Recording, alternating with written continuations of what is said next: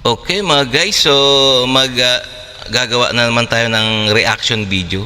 Itong reaction video nito tungkol sa dating Pangulong Duterte na hindi raw magpapaaresto sa International Criminal Court. So kung gusto niyo ng mga ganitong topic, please subscribe, like and share na lang, okay? And also kay inquirer.net, please subscribe din sa kanya. Okay, so umpisahan na natin. Pinangahawakan ng kampo ni dating Pangulong Duterte ang pahayag ni Pangulong Marcos Jr. na hindi hahayaan na makapag-imbestiga ang International Criminal Court o ICC ukol sa madugong war on drugs ng nakarang administrasyon. Napaulat ang ibinahagi ni dating presidential spokesman Harry Roque na nabahala siya nang tawagan siya ni Duterte at sinabi na may natanggap itong impormasyon na ipinaaresto na siya ng ICC. Ayun so may nababahala si dating Pangulong Duterte at yung kanyang dating spokesperson na meron na raw na meron ng warrant of arrest para sa dating Pangulo, Ayon pa kay Roque, labis din niyang inintindi ang itinawag ng dating Pangulo.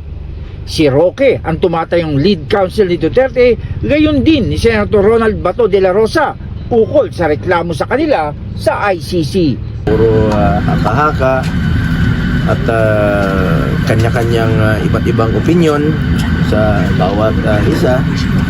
But ako po'y naniniwala at nagtitiwala sa binitawan salita ng ating kasulukuyang presidente na si President Bongbong Marcos that the Philippine government will not cooperate.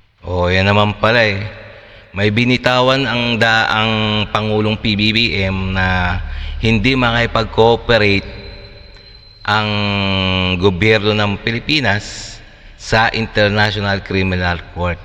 So ayun lang ang pinaghahawakan ng ng dating Pangulo at kanyang mga kapanalig sa ICC.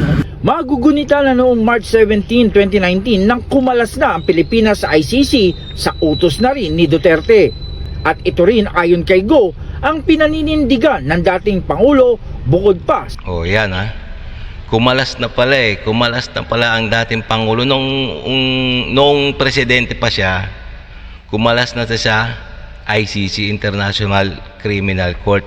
So wala na talagang jurisdiction ng ICC para dito sa Pilipinas. Sa paniniwala niya na hindi ito magpapaaresto, lalo na ito ay nasa Davao City na itinuturing niyang balwarte. Nagsalita rin. Yan. So talagang hindi na magpapaaresto si ang dating Pangulong Duterte, Lalo't lalo pa nasa kanyang nasa kanyang teritoryo. So talagang matapang si dating Pangulo. Po ang former president na wala nga pong jurisdiction ang ICC dito sa ating bansa. So kung walang jurisdiction at walang cooperation na gagawin ang gobyerno, paano nila arestuhin? Oo nga naman. Kung wala naman na jurisdiction ng ICC o any international, kung wala namang coordination ng gobyerno, wala rin mangyayari, di ba? And papasok ka rito, arestuhin mo yung former president sa Davao without cooperation, without coordination, magulo yun. Paparesto ba naman yun si former president? Hindi magpaparesto. Nga talagang kilala talaga nila yung kanilang dating presidente talaga Hindi talaga magpapaaresto ang dating Pangulong Duterte. Ayan. Esto yun Sa kanyang mensahe, sinabi ni Roque na sa kanyang palagay ay hindi magpapahuli si Duterte dahil ito ay 80 anyos na rin. Hiniling na lamang isa pa, hindi talaga magpapahuli ang dating Pangulo. 80 years old na pala siya So dapat mga 80 years old mga senior na So dapat talaga ipagbigyan o wala naman talagang kasalanan di ba? Ba't naman bakit naman nila uhulihin? Ang diniroke kay Pangulong Marcos Jr. na magpalabas ng Executive Memorandum Circular sa lahat ng ahensya ng gobyerno, sa pambansang pulisya at sa Armed Forces of the Philippines na huwag makipagtulungan sa ICC dahil wala na itong jurisdiksyon sa Pilipinas. John Escocio, Radyo Inquirer Online, bayang nagtatanong, mamaya nag-usisa. Okay, no? So, kitignan naman. So, ang wala na talagang jurisdiction ng ICC sa atin.